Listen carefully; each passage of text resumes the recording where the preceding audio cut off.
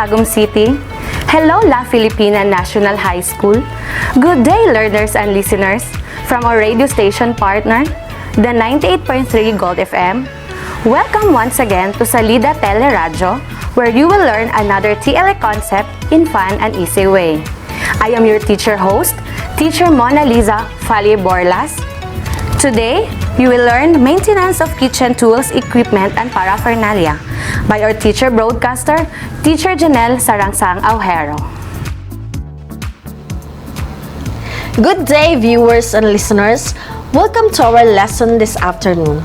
It is another great day because despite the pandemic, we can still be able to deliver to you our lesson through Salida Teleradio. This afternoon, we are going to discuss about maintenance of kitchen tools, equipment, and paraphernalia, which are part of our Module 3 of Lesson in TLE 8. But before we start, let us have first our objectives. First, determine different types of cleaning agents. Next, value the importance of cleaning. Next, learn on how to clean kitchen tools and equipment. Okay, so let me ask first you a question. Have you tried washing a dishes with so much grease or burnt food? What have you done to remove the grease or burnt food? Have you observed that it is more difficult to remove if you don't use the proper cleaning agents? Okay, so let's start first with a pretest. You are going to arrange the scrambled word and I will give you 5 seconds to arrange it. You can write your answer in a clean sheet of paper. Okay? First scrambled word is A, G, E, R, E, S. Again, A, G, E, R, E, S.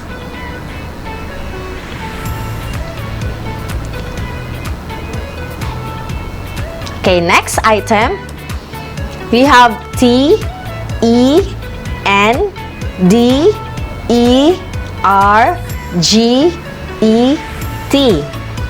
Again, T, E, N, D, E, R, G, E, T.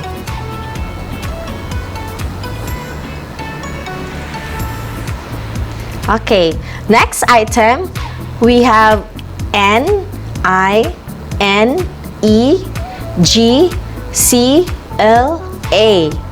Again, N, I, N, E, G, C, L, A.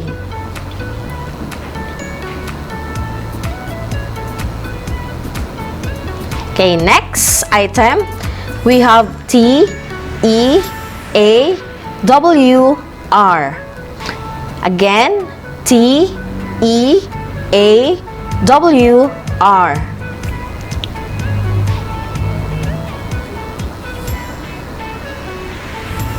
Next, last item, we have S, H, E, D, I, S. Again, S, H, E, D, I, S.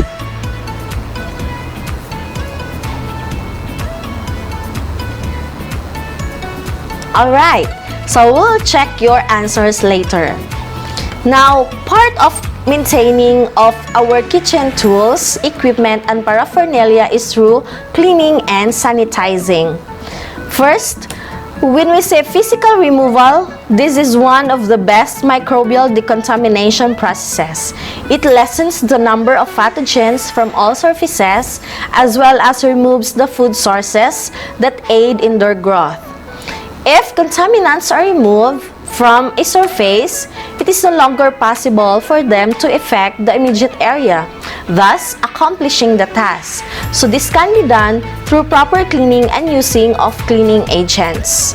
So when we say cleaning, this is the process of removing food and other types of soil from a surface such as a dish, glass, or cutting boards. So the right cleaning agent must be selected Because not all cleaning agents can be used on food contact surfaces. There are cleaning agents that are toxic and are harmful to humans. Now, a food contact surface is the surface of equipment or utensil that food normally comes into contact. So for example, this is the plate. Yung sa taas niya, yan yung food contact surface which is lalagyan ng pagkain.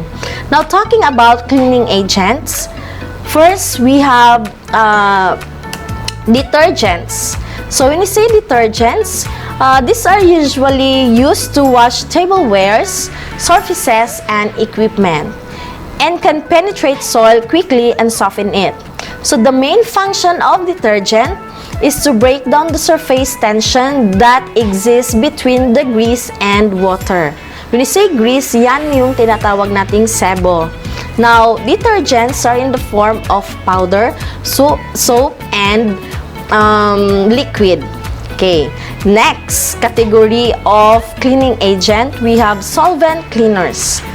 So solvent cleaners are used periodically on surfaces where grease has burned on. Okay, so this is also called as degreasers.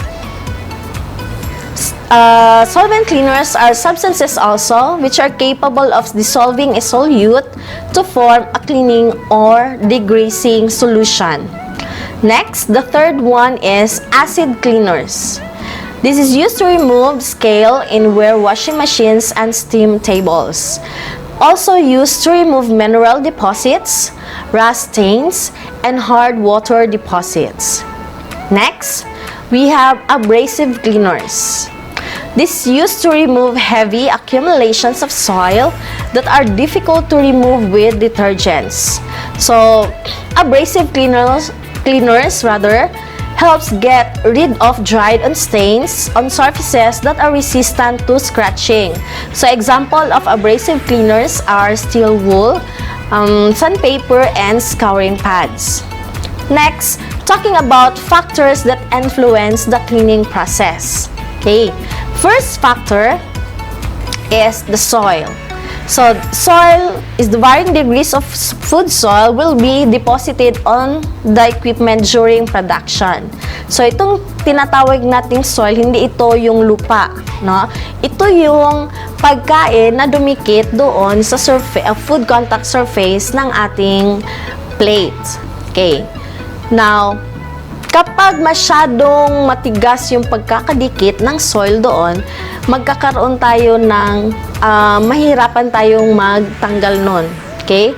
So, depende yan siya kung ano yung food na kinain natin na nakadikit doon sa ating food contact surface.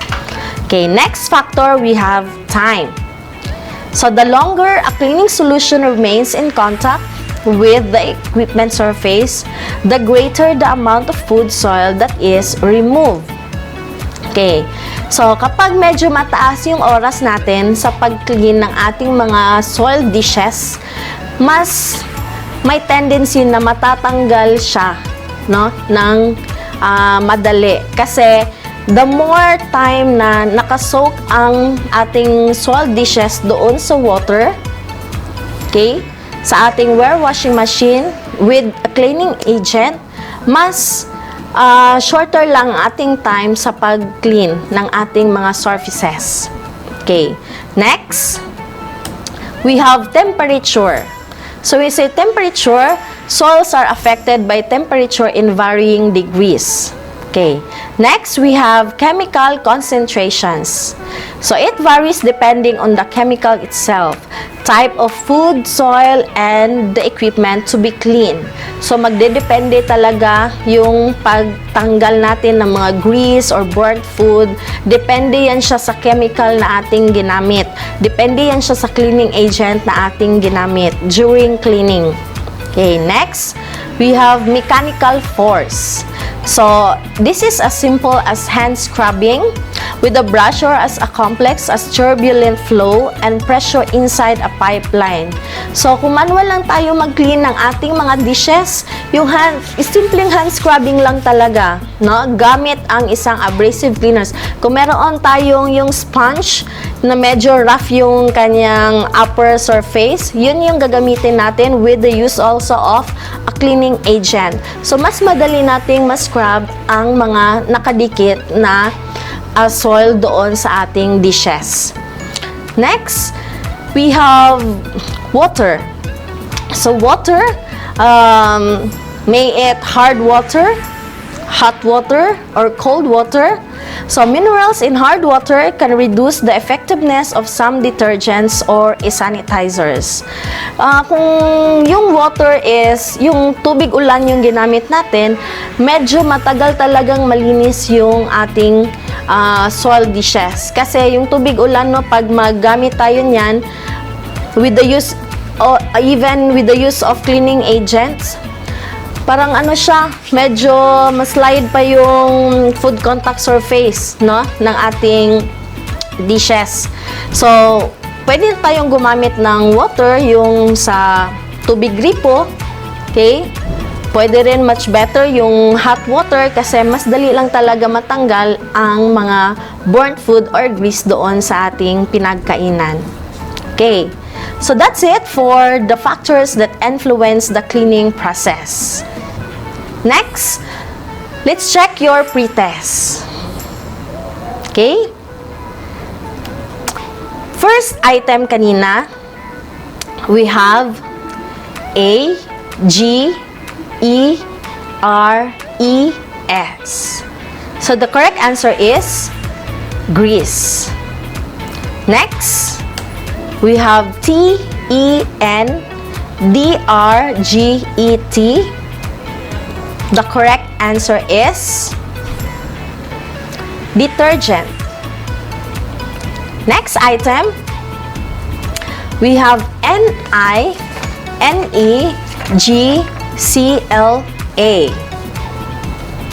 The correct answer is cleaning. Next item, we have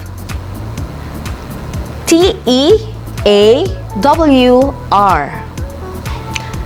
The correct answer is water. Okay, next item, we have S-H-E-D-I-S. The correct answer is dishes. Did you get a perfect score? Well, if yes, that's great. Now, what is the value or importance of cleaning?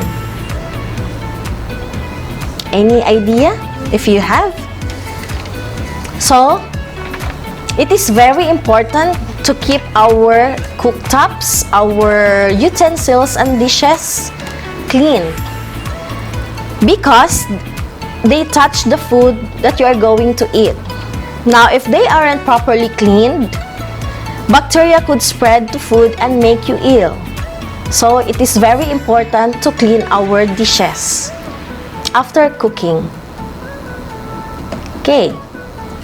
Next, let's have our evaluation.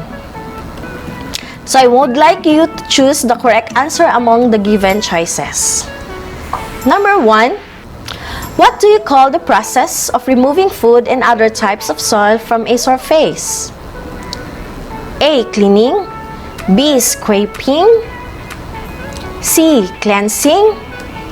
D. Sanitizing. I'll give you 5 seconds to answer the question.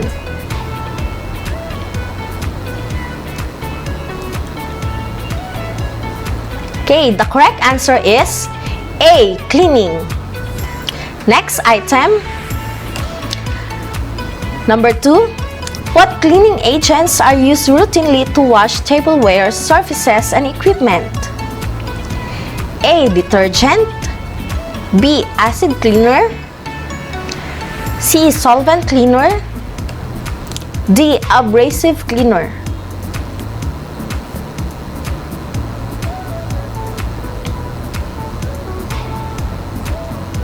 Okay, the correct answer is A, detergent. Next item, number 3. What factor that influence the cleaning process wherein the utensils must be cleaned within a given period of time? A, soil. B, time.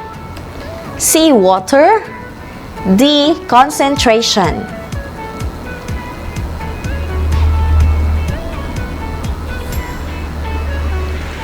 Okay, the correct answer is letter B, time. Okay, did you get a perfect score again for our evaluation? If yes, that's great. Okay, for now, for your assignment, would like you to document your own performance of cleaning utensils through a video presentation and post it on social media platform. Okay, so that ends for today. Thank you for listening. Good day. Amazing! Thank you so much, Teacher Janelle. Thank you, viewers and listeners, for tuning in. I hope you have learned something new today.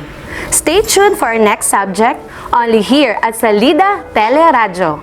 Once again, I am your teacher host, Teacher Mona Lisa Falle Borlas.